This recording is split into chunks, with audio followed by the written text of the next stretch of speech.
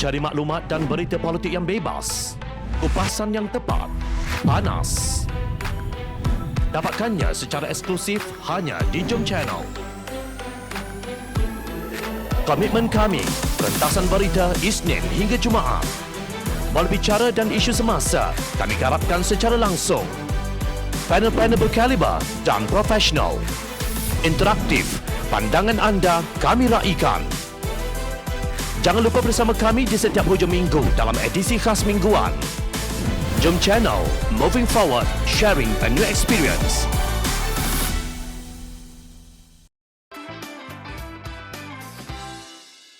Hantu apakah yang paling jahat? Sebelum kita menjawab hantu apa yang paling jahat, jom kita singgah di laman web rasmi Mufti Wilayah Persekutuan yang merungkai secara ringkas mengenai kewujudan hantu dalam rencana Al-Afkar siri ke-85.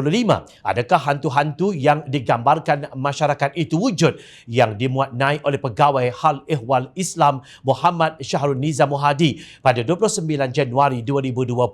Dalam rencana berkenaan dinyatakan bahawa di antara perkara yang wajib untuk diimani oleh setiap Muslim adalah beriman dengan perkara-perkara gaib seperti syurga, neraka, hari hisab dan lain-lain termasuk kewujudan jin dan juga syaitan.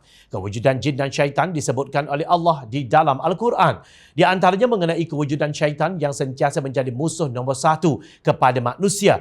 Firman Allah dalam surah Al-A'raf ayat 27, maksudnya, wahai anak-anak Adam, janganlah kamu diperdayakan oleh syaitan sebagaimana ia telah mengeluarkan kedua ibu bapa kamu dari syurga sambil ia menyebabkan terlucutnya pakaian mereka berdua untuk memperlihatkan kepada mereka aurat mereka yang sebelum ini tertutup.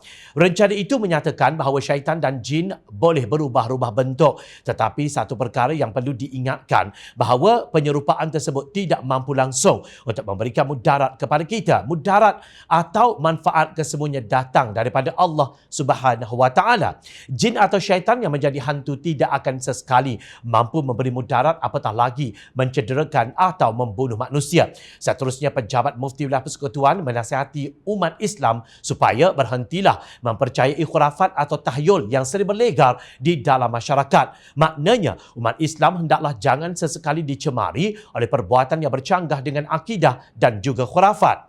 Malangnya, di dalam masyarakat Melayu, khurafat itulah yang ulang-ulang sehingga memperdaya mereka menjadi ahli masyarakat yang tidak dapat membezakan lagi mana yang benar dan mana yang tahyul.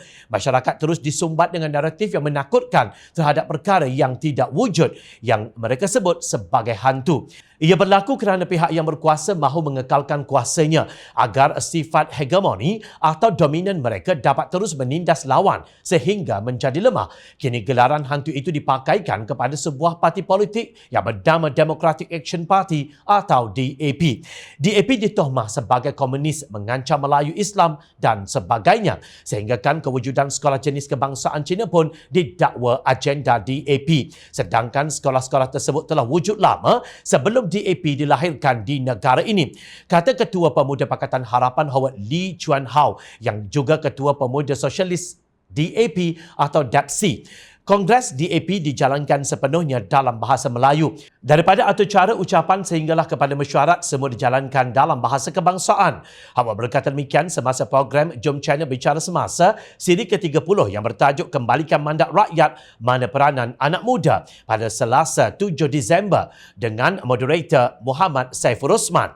Howard adalah ahli Dewan Undangan Negeri Pasir Pinji, hasil daripada pendidikan Sekolah Rendah Jenis Kebangsaan dan fasih bertutur dalam bahasa Melayu Taylor Perak. MCA yang mengamalkan perkauman itu mereka junjung. Sedangkan mesyuarat agung tahunan AGM peringkat bahagian, Konvensyen Negeri dan Perhimpunan Agung MCA semuanya dijalankan dalam bahasa Cina. Kesimpulannya, kepercayaan bahawa DAP itu hantu adalah satu khurafat yang wajar dibanteras yang dinyahkan terus dari politik negara agar keadilan sebenarnya dapat ditegakkan. Bukan keadilan untuk DAP, tetapi keadilan untuk rakyat Malaysia yang dipimpin oleh rakyat Malaysia. Anak muda, bersediakah kalian untuk menjadi ejen perubahan negara ini?